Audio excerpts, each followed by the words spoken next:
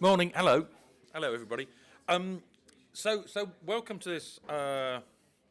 This is the final day of our tour launching this competition. So we're all getting a bit kind of DMOP happy, or I am anyway. So this event today is around the Audience of the Future Demonstrators Programme and sports entertainment. Now, if anybody objects to this title, sports entertainment, please tell us now. There was a worry that this implied that we were putting money into WWF and that kind of thing. But one of the things that we wanted to make clear as we were trying to pilot this through BIS and DCMS was that it wasn't sport; it was the kind of media end of sport. So, welcome, thank you to Warwickshire CC for hosting us. So what we're going to do is quick welcome and introductions. That's where we are now. I'm going to do a scene setup around what the competition is, why we're doing it, what we've agreed with UK Research and Innovation, which the money's passing through, and also some of the bits that we've promised the teenagers in the Treasury who have kicked the tyres at various points. Some of you have been with us all the way on this journey around Audience of the Future, but others are joining now, so it's hopefully helpful that we go through that context. Then we're going to do one of the things we're asking of these demonstrators, they move the state of the art on. So we're going to discuss where the state of the art is with respect to two particular sports fields, and also perhaps a wider consideration of kind of rights and challenges in this area. Then there'll be a chance over lunch for everybody to talk to each other. That's the kind of consortium building bit. And then we've got a sort of structured networking move so people can meet, make sure they meet people right across the event in the early afternoon. So, and that's worked fantastically so far, despite the fact we had a lot of wobbles before we tried it out with all of the performance companies, and the Lovelies really enjoyed it, and everybody else has really enjoyed it.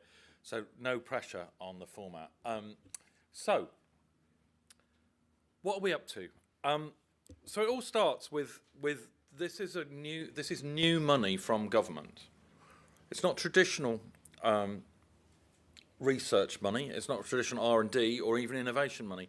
It all comes from the industrial strategy. So the idea of the industrial strategy, and the first announcement's now 15 months old, probably, which was to develop the industrial strategy, support for key sectors, and as a key plank of that, significantly increase the research and development budget within the UK around those sectors. So it's not a generic R&D fund. The objective of the industrial strategy, and this is quite challenging for UK Research and Innovation, the new body that was formed by the bringing together of Innovate UK and the research councils. It's quite challenging because its focus is directly on economic growth. So the sectors and the challenges have been picked for their potential economic return.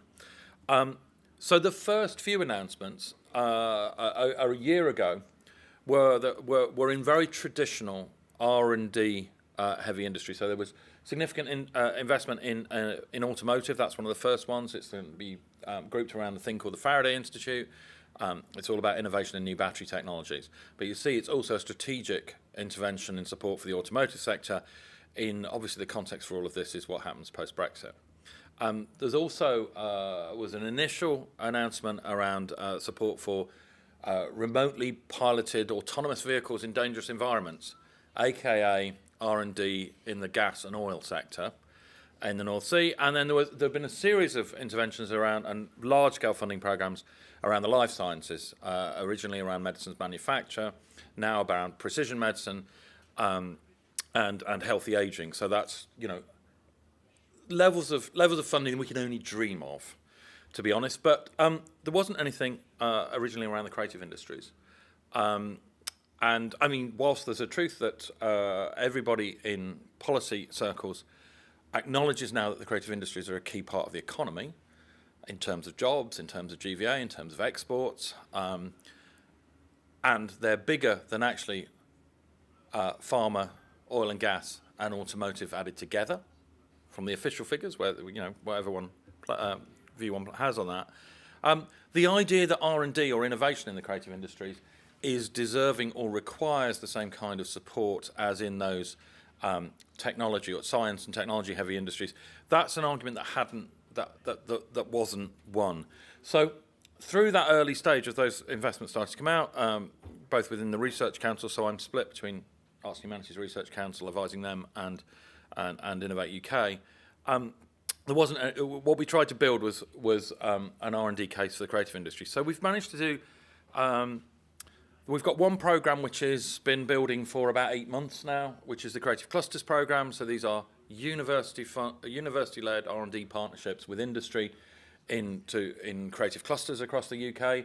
This was our short list of, not very short list, quite long list in fact, of 22. This is with a view to funding 8 of these. This is a £60 million investment, bringing in another £30 million in match funding, which will fund 8 of these creative R&D partnerships across the UK. That was very helped by Sir Peter Bazalgette's review of the creative industries, who picked out clustering as one way of intervening. And the other thing that he picked out, which was really helpful, and there's several people in the room who helped him pick this out, was that the major technological both opportunity and challenge for the creative industries was around the impact of immersive technologies. But Baz really helped us in a couple of ways, not only by reinforcing the message at a very timely moment, but also by pointing out that the opportunity for the creative industries is not in the technology per se, because that's not how the creative industries make their money, but it's in the new forms of content that would be produced. So that's a really interesting flip from where we were a year ago when we started to think about this programme, because the idea that essentially this is an innovation in content. So Baz was very keen on 2 things, which is the opportunities in the content, not in the underlying technology. And the other thing is that the UK, where the UK performs well, is both as an IP producer and as a content production centre.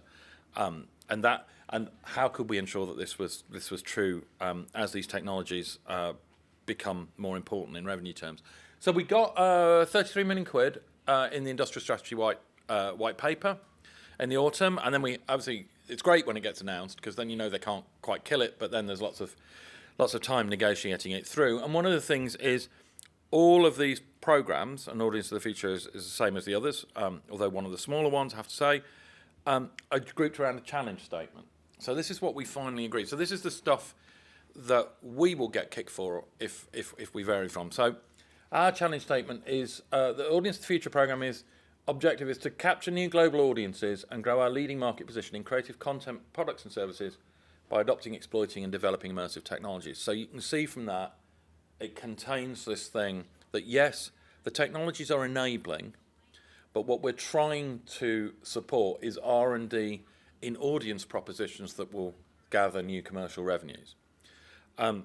So our rationale is that the immersive technologies, and I'll touch on that later, what we mean by that, we're pretty inclusive, I think is the word, in our definition of immersive technologies, that they're the most significant and potentially disruptive technology across the creative industry since the web in the mid-90s.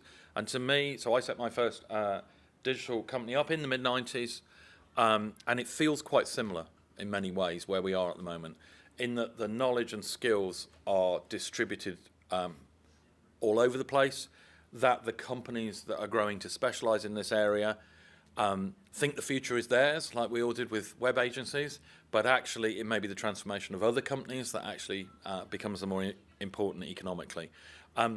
So there's a considerable degree of flux, and also no proven clear business models.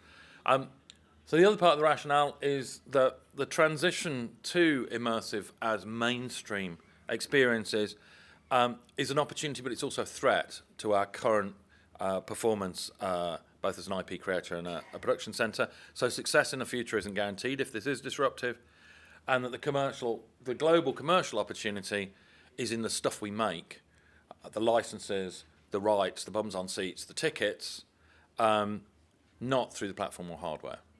Most of the platform or hardware companies are in immersive per se, though not in the enabling technologies, are obviously ex-UK. We set some objectives. We've tried not to get ourselves hung in that we've only got a short period to do this, but so within 2025's arbitrary date, we're a global market leader in the immersive sector. Now, there are plenty of people who would say we already are, but at the moment the sector is very small. It's predicted to expand very rapidly. Will we be a global market leader as that happens? And the only hard number we've allowed to pin on us is that we create 10% of global immersive content by 2025. Now, that's both ambitious and also not so ambitious in some ways. So we create, so 20% of the global film box office last year was UK qualifying film. It's the highest performance ever. That's taken years of a series of both government interventions in creating a good marketplace to make films, but also in terms of talent development over many years. So it's when the creative industry sector deal was announced, this programme, Audience of the Future, and the Clusters programme were very central to it, so central in fact that it sometimes feels like they are the creative industry sector deal, with about 120 million of the 150 million that's mentioned actually within these two programmes. So there is, obviously, the DCMS found 20 million quid down the back of the sofa for the Cultural Development Fund, which is very exciting, but slightly different in that it's not business funding. So this money is business, is industrial research, so it's money that goes to businesses. And what the expectations are there around the sector deal was that this is about de-risking future investment. So it's particularly the demonstrators, it's about identifying and testing viable audience propositions and business models at scale. Other parts of the programme around innovation in production tools, making production cheaper, more efficient, changing workflows, and also reskilling the workforce.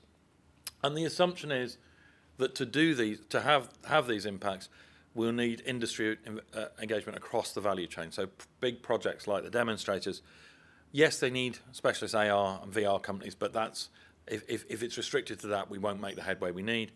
We need the rest of the value chain, content studios, the IP owners and the rights holders might be different in the case of sport, obviously.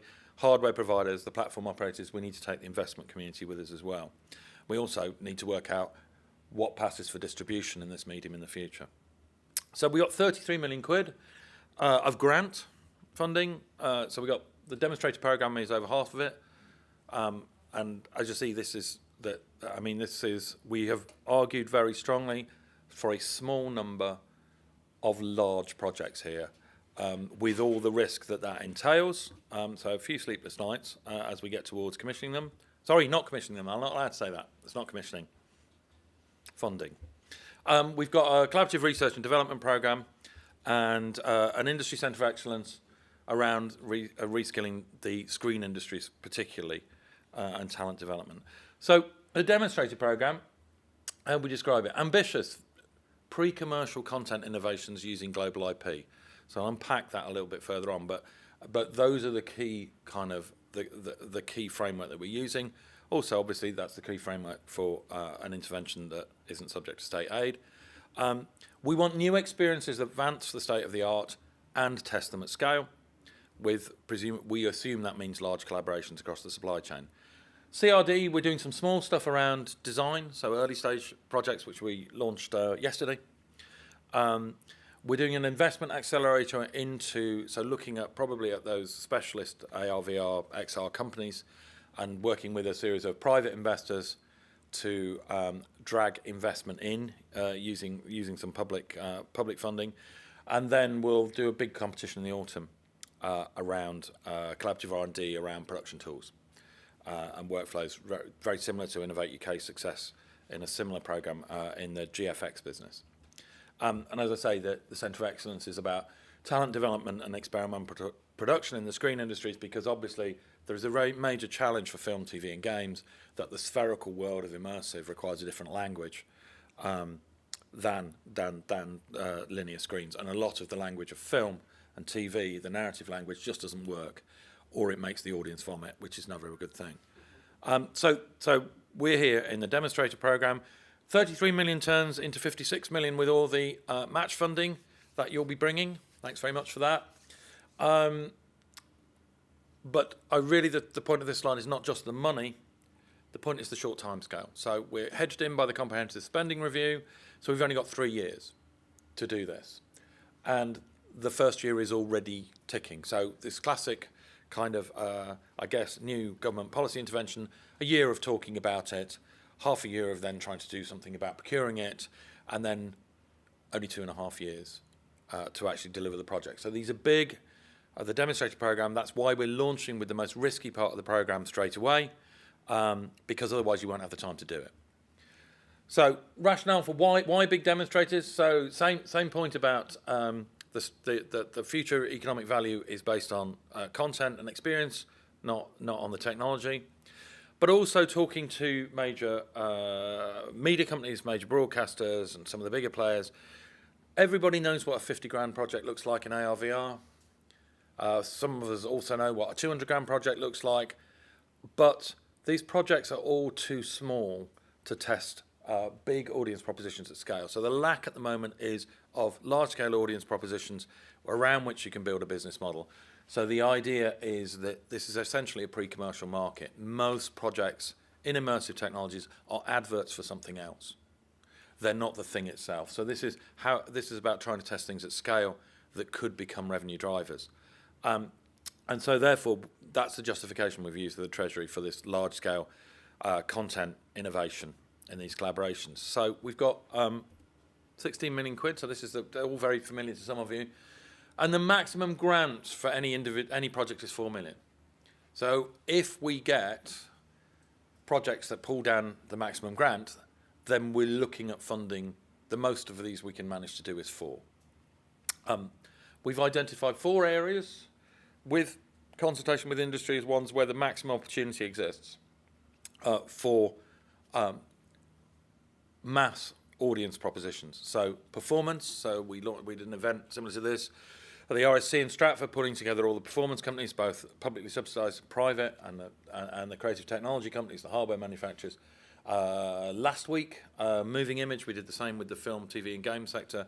Yesterday in London, so we're doing sports here and visitor experience, so not just museums and galleries, but also commercial exhibition and everything up, including theme parks. So we did that last week. We held a first collaboration meeting in York. Lots of appetite for this across all of those sectors, and the things that we're saying is, again, the key message is we're looking for projects that can significantly advance the state of the art in 3 ways. Creatively, so in terms of the audience proposition, in terms of the technology implementation, and in terms of the commercial state of the art as well. So the objective, and sometimes in other, I don't think this is a non-commercial sector, but some of the other sectors, you'd be surprised how many people think we've said art somewhere in the briefing for this, but we haven't. But we are deliberately looking at the future commercial potential. So what kind of things are we looking at? Well, I guess current state of the art. This is the obligatory picture that you have to show of the RSC's Tempest, which is in some ways a seminal piece of work in terms of performance. So last year with Ariel, the character, acted sometimes on stage by the actor and sometimes off stage donning a mocap suit, the same actor acting a live CG rendered and projected more fantastical character. So great production. It's moved, I think, people's thinking of what's possible. Had a great technology collaboration between Intel, between the Imaginarium, between amazing lighting designers and the RSC. And the great thing about this is not that it has a CG aerial in it, it's that it's a great production of the Tempest. So it's sufficiently moved the state of the art that this wasn't a gimmick. Also, the great thing about working with theatre people is they had to actually get the show on the road, and they actually had to open the show. And I think this is a real thing about the creative industry, is setting these audience demonstrators with where they move beyond technology because you have to present it to an audience. Similarly, there's within the performance space, there's people mixing all sorts of technologies, from nano winches to projection mapping. This is 59 productions.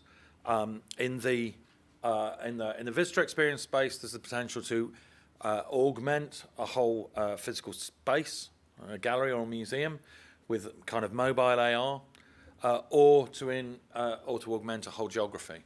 So I think one of the things, and this doesn't necessarily apply to the area of sports, but one of the things is, at the moment, everybody's concerned the state of the art is with VR, but all the projections show that AR is the larger commercial market in the future.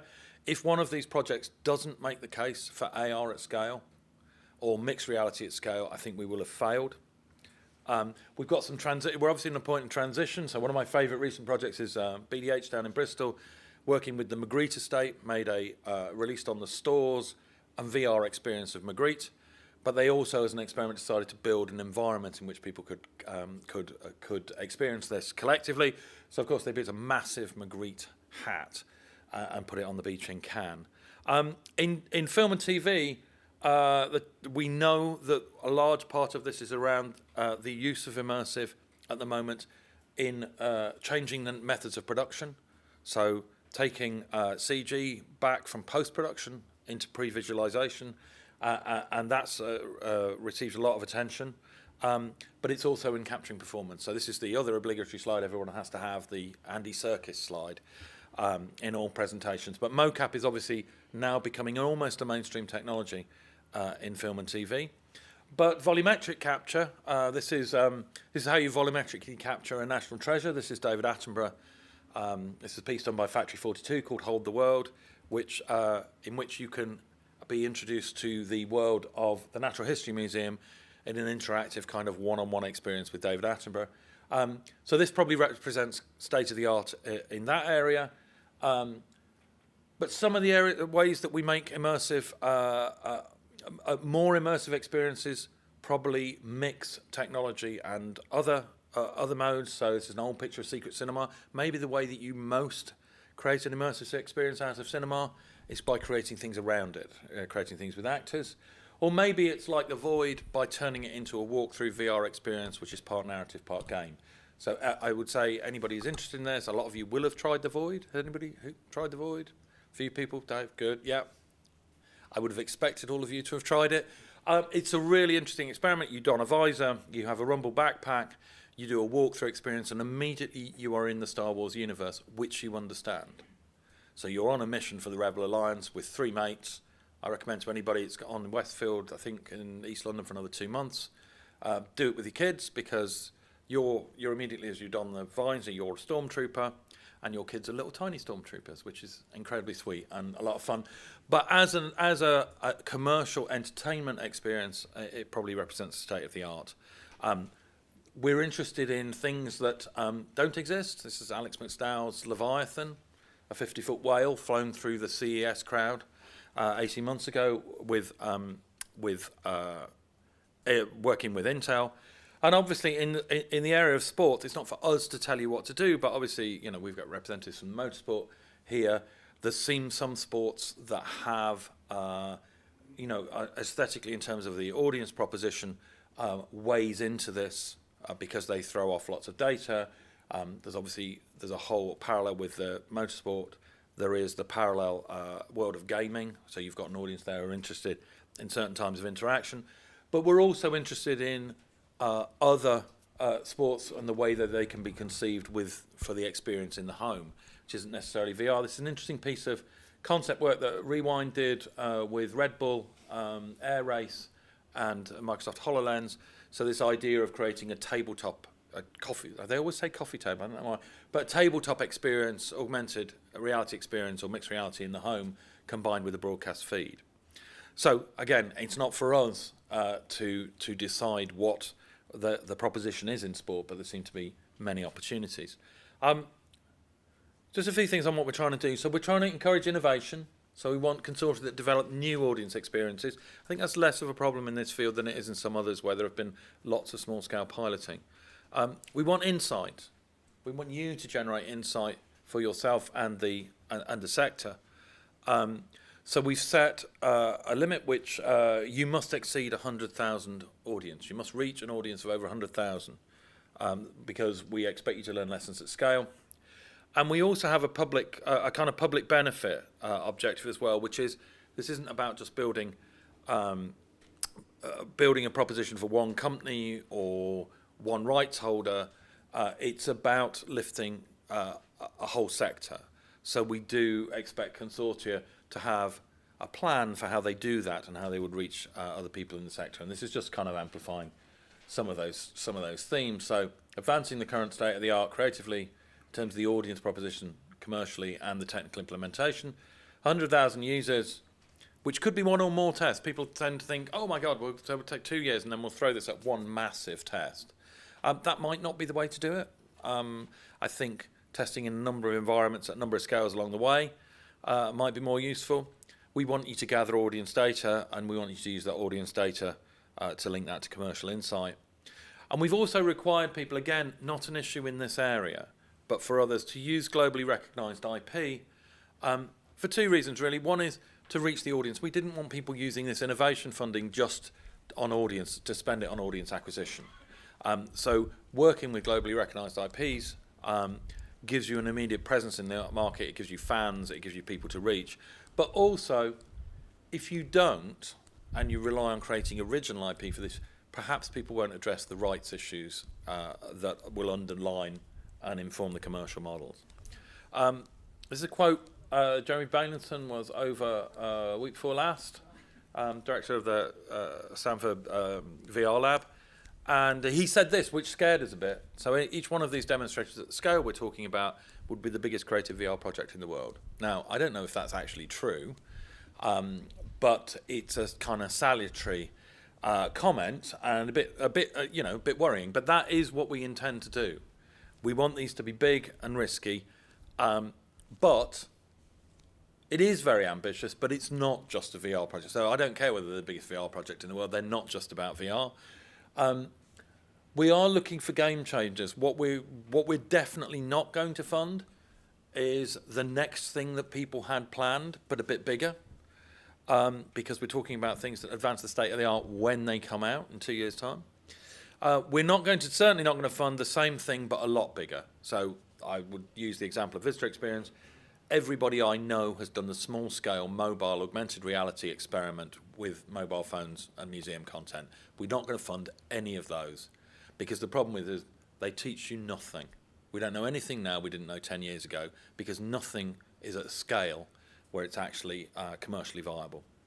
And we're not going to fund things that people don't think are core to the future of a sector. There is a problem. That does bring with it a problem. So the level of funding we're talking about, so projects that are between 5 and 10 million, are massively bigger than a lot of people in the VR, AR sector are used to working at. So we expect people to take that on board and show us how they're dealing with that in terms of the scope, the production, or in some areas the talent that they're using. But we also need to spend it wisely. And perhaps one thing, we tried to work out how we would spot whether people really were using the budget hard, and we've asked people to work with IP. And I think one of the things that we would say there is if we see proposals that are using large or significant elements of the funding to acquire or to agree access to the rights, then we'd think that that was an example of over-budgeting, because on the one hand, it would mean that the IP owners weren't vested in the project enough to think that the benefits would come to them. And in the other, it would seem to us that the production element of it doesn't need the extra money. So we think you'll need consortia, and you'll probably have to engage the whole value chain in this. There might be bits that you don't know, that you don't think you require, but we think that's probably unlikely. We'd expect interaction also with university-based research, and we want you to have a consortium, as I said, that has a vision to impact the sector, not just deliver to the single company or institution. Obviously, there's a potential conflict there with commercial sensitivities, but we expect you to work that one out. Definitions, as I said, we're very Catholic in our perception of immersive experience. We know what we want is immersive experiences. We think that their experience is enabled by a bunch of technologies. This is not an exhaustive list. Definitely includes those. Again, haptics, advanced visualization, anything you want that's beyond that list, please tell us why to justify it.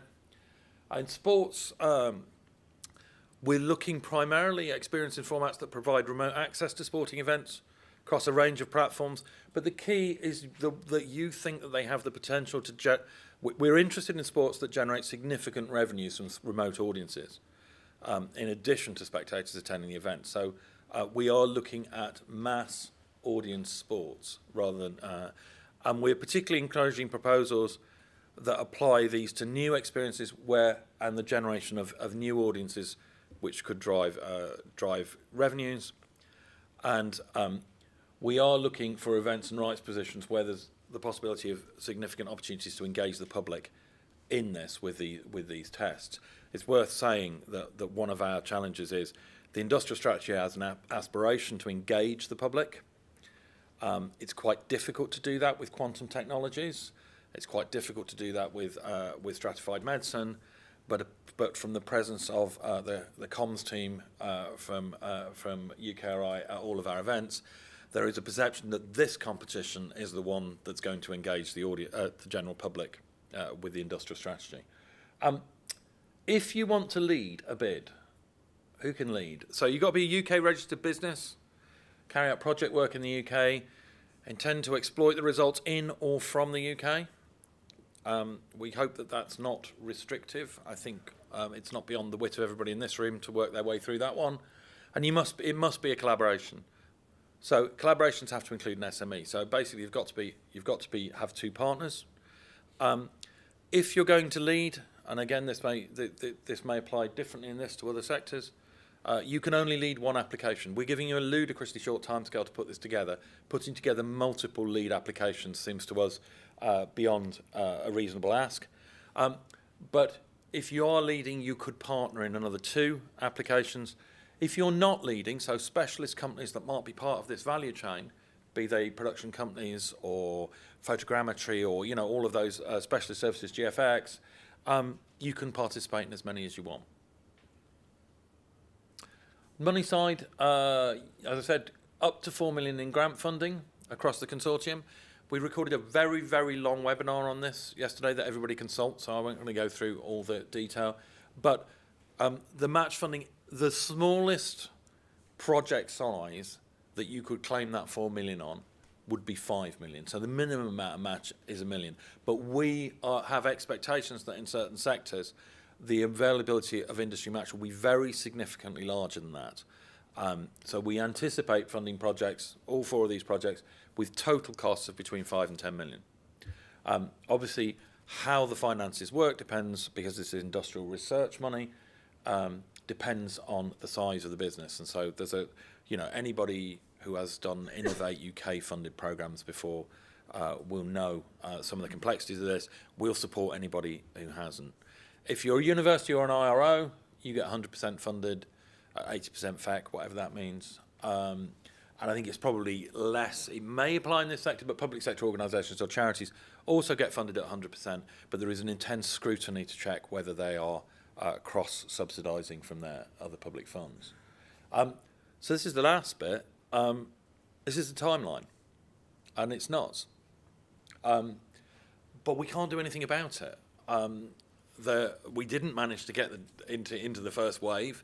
We have got this 3-year cut-off. So the competition opened yesterday, and the application deadline is the 1st of August at noon. I think it's beholden on us, given the timescale, to assess it, knowing that not everything will be signed and sealed and perfectly formed in those applications.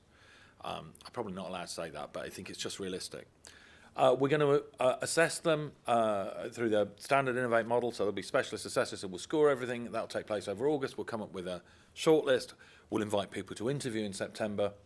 And with an interview panel that second week in September, we're committed to turning it around in 2 weeks. I'm not sure we can do that, to be honest, but we are committed to doing it, because this will go all the way up, hopefully not as far as ministers, but it will go all the way up to the UK Research and Investment Innovation Board.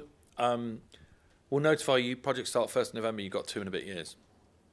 So this is, it's a challenge, isn't it? I mean, everything about this is a challenge, but we are well aware that that there will be some things. We will expect you to have collaboration agreements. of how you're going to work with IP, who owns what. We'll expect you to have them by the time the projects receive money. We'll expect you in the application to tell us how you intend to work together and how you intend to arrive at that kind of outcome. But we won't expect you to have completed such sensitive and difficult kind of conversations while you're in a competition, because obviously, you know, everybody gets a bit more serious about it once we know awards. So that's me done. Probably got time for a few questions before I shut up and we hear from some more interesting people. Chris. Yes, you will, just in case I forget at the end. Everybody here will get an email probably by the end of the week, which will have all the slides in it, including everybody's presentations and all the contact details of the customer support team and the various people you can contact about various parts of the application process. Yeah. Can I give you a mic? Sorry. I assume you're expecting someone from the creative side to be a lead rather than the rights owner. We're open to both. Okay. We have no assumptions. I think in these demonstrator programs, across those 4 areas, you might assume differently. And my guess is even within the sports field, a consortium might come together with different people in the lead, as long as they're a business. That's the only key. And as long as there's somewhere in that consortium there are SMEs as well. Great. I think that's probably because there's a substantial part of the audience who's seen this presentation too many times.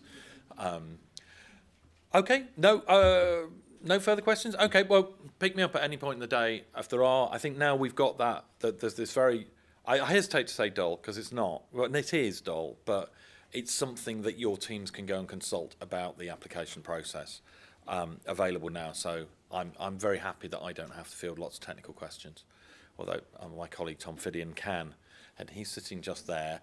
So if lots of you know Tom, so Tom's very happy to respond to any.